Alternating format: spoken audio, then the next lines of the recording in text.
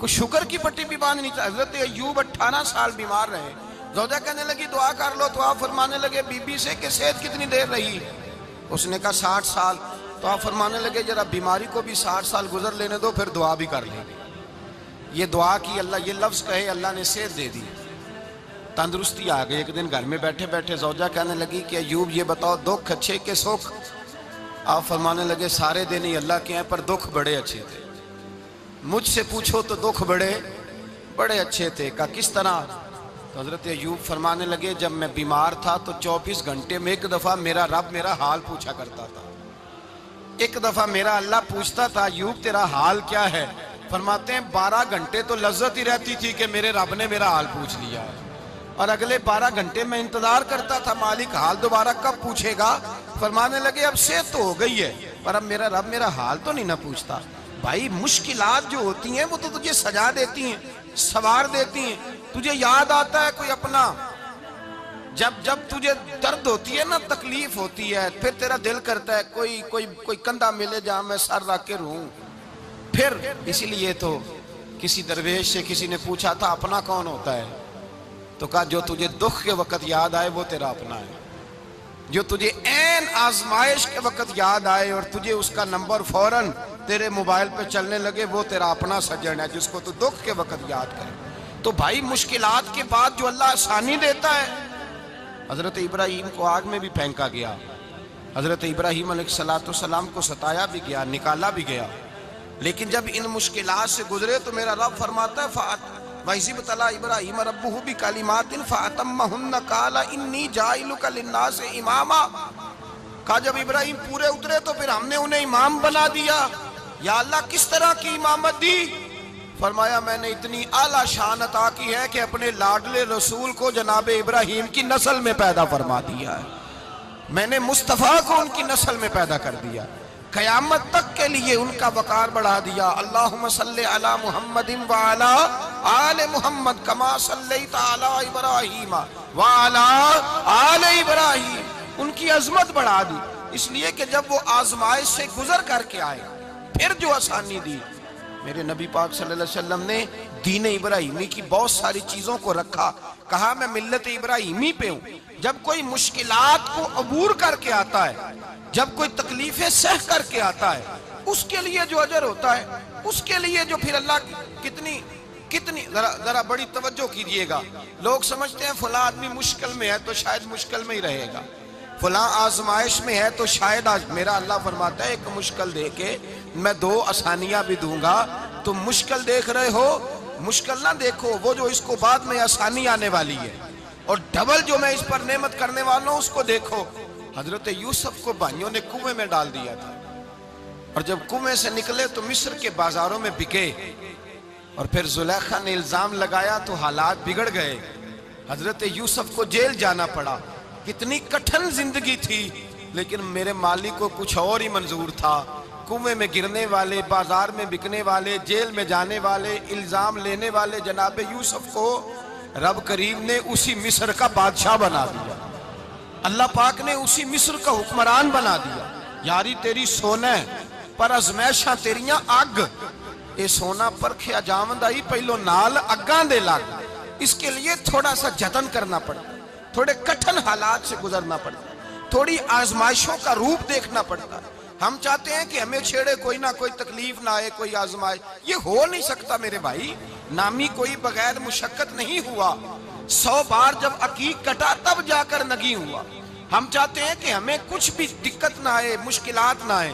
اور مشکلات تو انسان کو سنوارتی ہیں بھائی، وہ تو نکھارتی ہیں. کبھی پوچھا کرو جا کر کے کسی گندم کے دانے سے کہ تو کہاں سے ہو کے آیا ہے، کہاں سے نکل کے آیا ہے، تو وہ بتلائے گا کہ بڑے مشکل مراحل سے گزرا ہوں اور پھر اللہ نے مجھے طاقت دی ہے کہ میں انسان کے وجود کا حصہ بناؤں. تو بھائی کٹھن مراحل، آزمائشیں، تکلیفیں یہ انسان کو بڑا انسان بنا دیتی ہیں. یہ اس کے لیے ترقیوں کا پیش خیمہ ہوتی ہیں. ہمارے جوان پریشان ہو جاتے ہیں. عورتیں خاص کر کے اس بات پہ توجہ کریں، وہ بڑی جلدی غم لے جاتی ہیں. وہ کہتی ہیں جانے میرا کچھ ہوگا ہی نہیں، جانے میرا کچھ ہو ہی نہیں سکتا. میرے بھائی درجنوں اور بیسیوں لوگ ایسے ہیں جن کی اولادیں نہیں تھی لیکن نام ان کا ان سے بھی زیادہ ہے جو بڑے بڑے صاحب اولاد. حضرت خواجہ معین الدین اجمیری کو جانتے ہیں آپ لوگ؟ نہیں، جو جانتے ہیں وہ بولیں۔ جانتے ہیں جی؟ لو جی، کافی سارے جانتے ہیں، تھوڑے جی رہ گئے نا۔ جانتے ہیں نا خواجہ صاحب کو؟ ان کے کسی بیٹے کو جانتے ہوں؟ نہیں جانتے، نہیں جانتے، نہیں جانتے آپ ان کے بیٹے کو۔ حضرت خواجہ معین الدین اجمیری رحمت اللہ تعالیٰ علیہ کے بیٹے کو نہیں جانتے، لیکن ویسے آپ ہندوستان میں کسی آدمی کو چھیڑ کے دیکھیں، وہ کہے گا میں خواجہ صاحب کا روحانی بیٹا ہوں، میں اولاد۔ حضرت غوث اعظم رضی اللہ تعالیٰ عنہ کی اولاد کو کم لوگ جانتے ہیں، لیکن آپ ویسے کسی کو پوچھ کے دیکھیں 11ویں والا پیر کون ہوتا ہے، ہر آدمی ہاتھ اٹھا کے بتائے گا خدا کے فضل سے ہم پر ہے سایہ غوث اعظم کا، ہمیں دونوں جہاں میں ہے سہارا غوث اعظم۔ لوگ جھوم کے بتلائیں۔ میرے بھائی، یہاں لوگ پریشان ہو جاتے ہیں کہ اولاد ہوگی تو یہ ہوگا، فلاں ہوگا تو یہ ہوگا۔ بھائی ایسی کوئی بات نہیں۔ میرے پاس پیسے ہوتے تو میرا ابا بیماری سے فوت نہ ہوتا۔ جو مالدار ہوتے ہیں تو کیا وہ بچ جاتے ہیں؟ حضرت اسرائیل انہیں چھوڑ جاتے ہیں؟ او خدا کے بندے، تو کیسی بات کر رہا ہے؟ یاد رکھ، یہ جو آزمائشیں ہوتی ہیں، یہ جو تکلیفیں ہوتی ہیں، یہ جو تھوڑے سے مشکل حالات ہوتے ہیں۔ حضرت یونس علیہ السلام کی دوستی ہوگی حضرت جبریل امین سے، تو جناب جبریل ملنے آئے۔ حضرت یونس علیہ السلام فرمانے لگے جبریل میرا دل کرتا ہے مجھے اس بندے کی ملاقات کرا جو اللہ کا سب سے زیادہ عبادت گزار بندہ ہے۔ حضرت جبریل امین لے گئے دور دور فلسطین کے علاقے میں، اور لے جا کر ایک بندے سے ملاقات کرائی جس کی دونوں آنکھیں بھی کوئی نہیں تھی، دونوں بازو بھی کوئی نہیں تھی، دونوں پیر بھی کوئی نہیں تھی، اور اس بندے کی زبان پر لفظ بڑا کیا جاری تھے، یا اللہ تیرا شکر ہے، یا اللہ تیرا، بول کے کہیے، یا اللہ تیرا، اے اللہ تیرا شکر ہے۔ شکر شکر کر رہا تھا۔ حضرت جناب سیدنا یونس علیہ السلام کہنے لگے میں نے تجھے عبادت گزار کو ملانے کو کہا تھا، تو کہاں لے آیا؟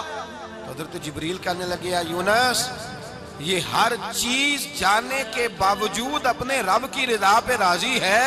اس وقت دنیا میں نبیوں کے بعد جس سے اللہ سب سے زیادہ پیار کر رہا ہے وہ یہی بندہ ہے، یہ اپنے رب کی رضا پہ راضی ہے۔ اے تن میرا کنگی ہووے تے میں زلف سجن دی واواں، تے پوش میرے دی جتی بن جائے تے میں یار دی قدمی آواں، مارو مارو مینو مار مکاؤ کوئی عذر نہ پیش لے آواں، تے جے سونا ہی میرے دکھ وچ راضی، جے سونا ہی میرے دکھ وچ راضی، جے سونا ہی میرے دکھ وچ راضی، تے میں سکھ نو چلے ڈاواں۔ مالک ہی جب اس حال میں راضی ہے تو بس ٹھیک ہو گیا، ٹھیک ہو گیا۔ وصل اچھا ہے نہ فراق اچھا ہے، بس جس حال میں محبوب رکھے وہی حال اچھا ہے، بس جس حال میں انہوں نے رکھا بات ٹھیک ہو گئی۔ اس میں اب انسان شکوہ کرتے پھرے کہ یہ کس طرح ہے وہ کس طرح، اپنے آپ کو مطمئن رکھا ہے۔ مشکل کے بعد جو آسانی حضرت لقمان حکیم، ان کے نام پر قرآن مجید کی پوری سورت ہے۔ حضرت لقمان حکیم علیہ رحمہ آپ اپنے بیٹے کو نصیحت کر رہے تھے، کہنے لگے بیٹا کو مشکل آئے تو گھبرانا نہیں، کوئی مشکل آئے تو کرے بیٹوں کو سمجھ آ جائے کہ مشکل آئے تو، سمجھ آ رہی ہے بات کی، مشکل آئے تو۔ اور کیا خوبصورت جملے، بیٹے کو بٹھا کے کہتے ہیں بیٹا چھوٹی مشکل آئے گی تو اللہ بڑی مشکلات آسان کر دے گا، سمجھو چھوٹی مشکلات آئیں تو اللہ نے بڑی مشکلیں اس نے آسان کر دی۔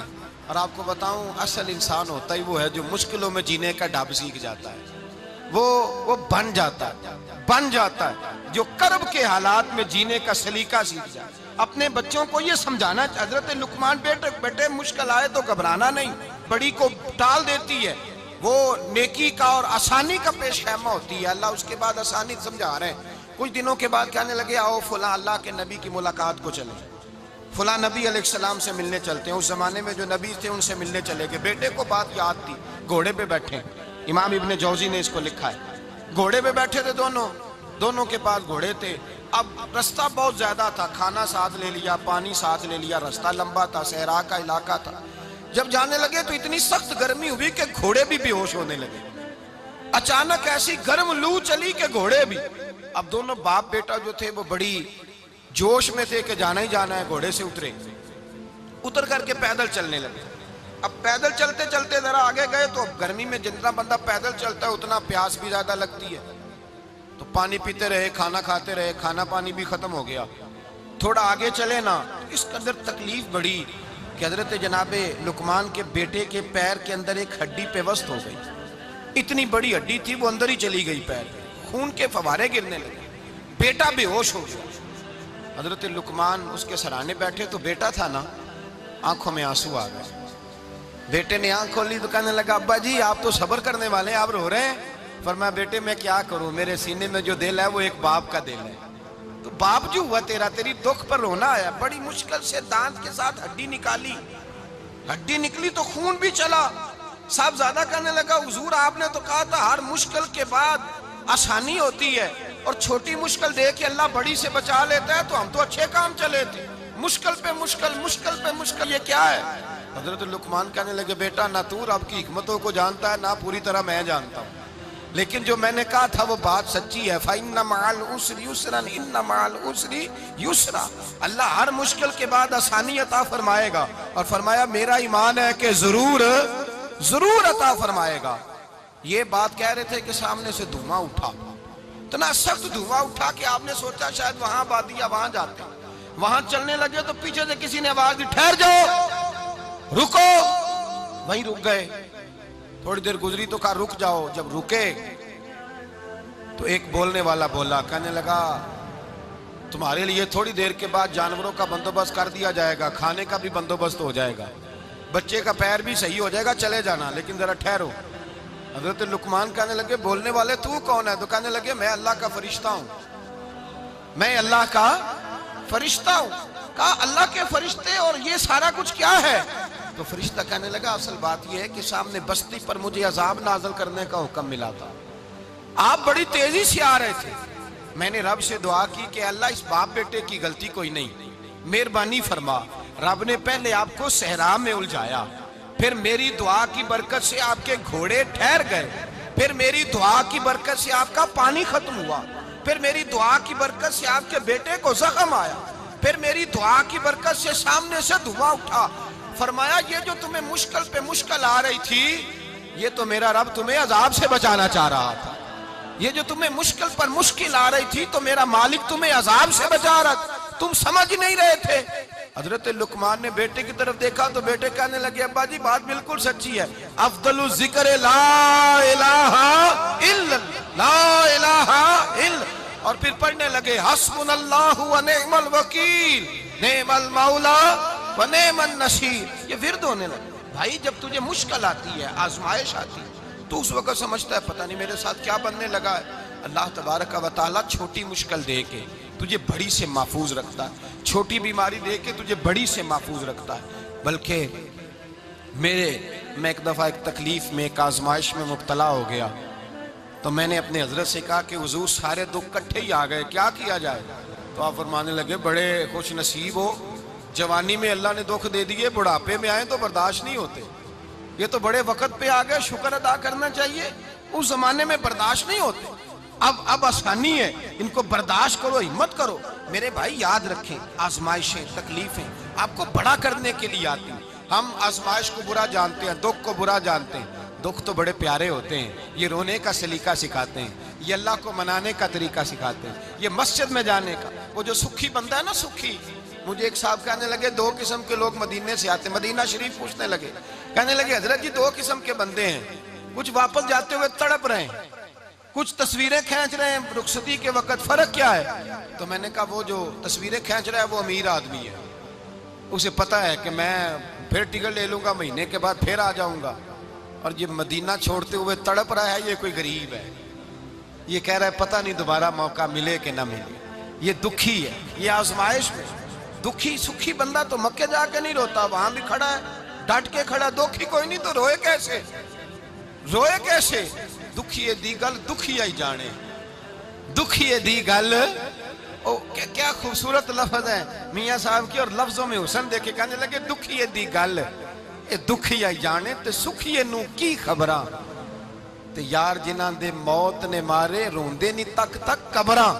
ये मुश्किल मरहला होता है, जब इंसान तकलीफ में होता है फिर उसे एहसास होता है, और तकलीफ वाले को ही तकलीफ वाले की तकलीफ का एहसास होता है। जब आपको अल्लाह मुश्किल देता है तो समझ ले रब आसानी देना चाह रहा है, जब तेज धूप आती है तो समझ ले अल्लाह गर्म हवा गुजार के ठंडी बारिश बरसाना चाह रहा है, और जब चारों तरफ से घुटन हो, पंजाबी में कहते हैं गुम्मा लग जाए, تو پھر سارے بول کے کہتے ہیں اب جو طوفان آئے گا وہ سخت ہی آئے گا، اس لیے کہ گھٹن جتنی زیادہ ہوتی ہے پھر فضل بھی اتنا۔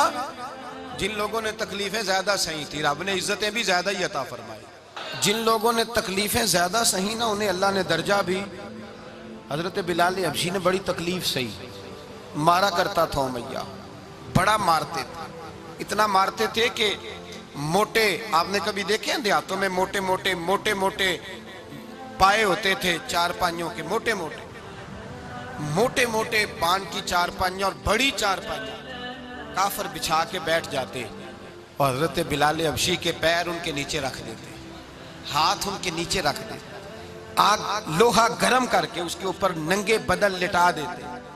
مکے نے بڑی آزمائشیں دیکھی، پھر اسی مکے نے مدینے نے عجیب رنگ دیکھا کہ میرے نبی معراج سے واپس آئے اور حضور نے عظمت دی، فرمایا بلال یار تیرا بڑا مقام ہے، تو مدینے میں چل رہا تھا اور میں جنت میں تیرے قدموں کی آواز سن رہا تھا، کتنا تیرا مقام ہے، کتنا تیرا درجہ ہے، میں وہاں تیرے چلنے کی آواز سن رہا تھا۔ حضرت ابو بکر صدیق رضی اللہ تعالیٰ عنہ نے اس زمانے میں حضور کی نوکری کی جب دوسرا جانثار کوئی نہیں تھا، سارے لوگ تانے دیتے، کہتے ابو بکر تو اکیلا ہی سیاںا ہے، سارا مکہ مخالفت کرتا ہے، تو جان ہی نہیں چھوڑتا، سارا زمانہ مخالفت کرتا۔ ابو بکر صدیق نے مال بھی دیا، جان بھی دی، شہزادی حضرت عائشہ بھی دی حضور کی خدمت میں، ہر چیز لٹا دی۔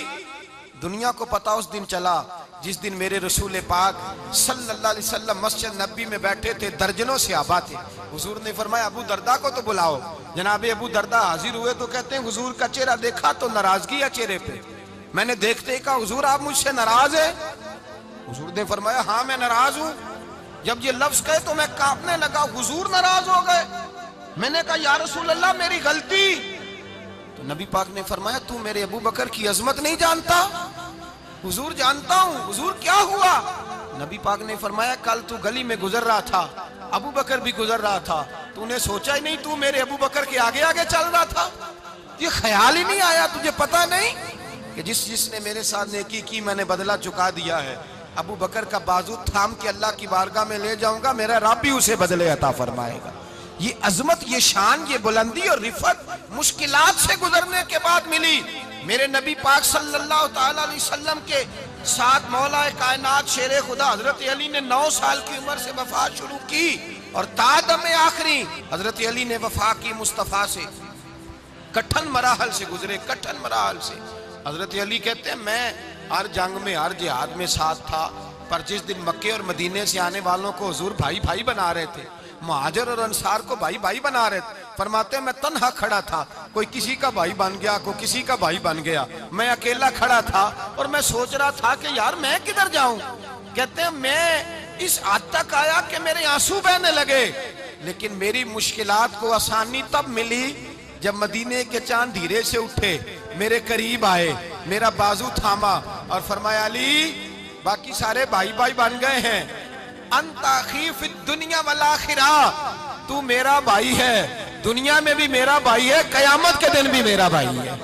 حضور نے اعزاز دیا اور غدیر خم کے موقع پر حضرت علی کا بازو تھام کے کھڑا کر کے حضور نے فرمایا من کنت مولا ہوں فہذا علی مولا، فرمایا جس کا میں مولا ہوں اس کے علی بھی مولا ہے۔ محبوب پاک سید عالم صلی اللہ علیہ وسلم نے جن لوگوں نے مشکلات برداشت کی پھر ان کو اعزاز ملا، ان کو درجے ملے، ان کے لیے جو آسانی۔ حضرت عثمان غنی نے صحابہ میں سب سے زیادہ مظلومیت کاٹی، سب سے زیادہ مظلومیت، 40 دن پانی بند رہا، کھانا بند رہا، تکلیف اور آزمائش کا وقت ہوا۔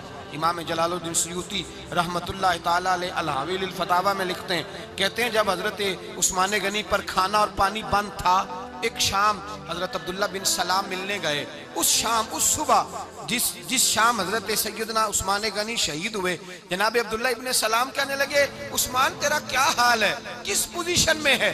تو کہتے ہیں جناب عثمان غنی کہنے لگے عبداللہ آج میں بڑا سکھ میں ہوں۔ کہا 40 دن بیت گئے، کھانا نہیں آیا، پانی نہیں آیا، تو آج کیوں سکھی ہو؟ فرمانے لگے آج مدینے کی سامنے والی گلی میں نے مصطفیٰ کا دیدار کیا ہے، اور نبی پاک صلی اللہ علیہ وسلم نے فرمایا عثمان اگر تو کہے تو تیرے لیے پانی کا بندوبست کر دیا جائے، تیری مشکل آسان ہو جائے، اور اگر تو کہے تو تیرے لیے وہ آسانی کی جائے کہ آج تو میرے پاس آ کے روزہ افطار کر لے۔ تو حضرت عثمان غنی کہنے لگے میں نے مصطفیٰ سے عرض کیا حضور مجھے یہاں کا سوکھ نہیں چاہیے، مجھے وہ آسانی چاہیے جو آپ کے پاس افطار سے ملے گی۔ فرمانے لگے آج میں رخصت ہو جاؤں گا، افطار رسول اللہ کے پاس کروں گا۔ حضرت عبداللہ ابن سلام فرماتے ہیں پھر اس شام حضرت عثمان شہید ہو گئے۔ لوگ کہنے لگے عثمان شہید ہو گئے، اور میں کہنے لگا نہیں، انہوں نے جا کے نبی پاک کے دسترخوان پہ روزہ افطار کر لیا ہے۔ روزہ افطار بھائی، پھر بعد میں جو آسانی ملی ان لوگوں، جو ان لوگوں کو درجات نصیب ہوئی، کٹھن۔ حضرت عبداللہ مزنی حضور کے غلام تھے، قبیلہ مزن کے رہنے والے، والد فوت ہو گئے، چچا نے پالا تھا، اسلام قبول کر لیا، چچا اسلام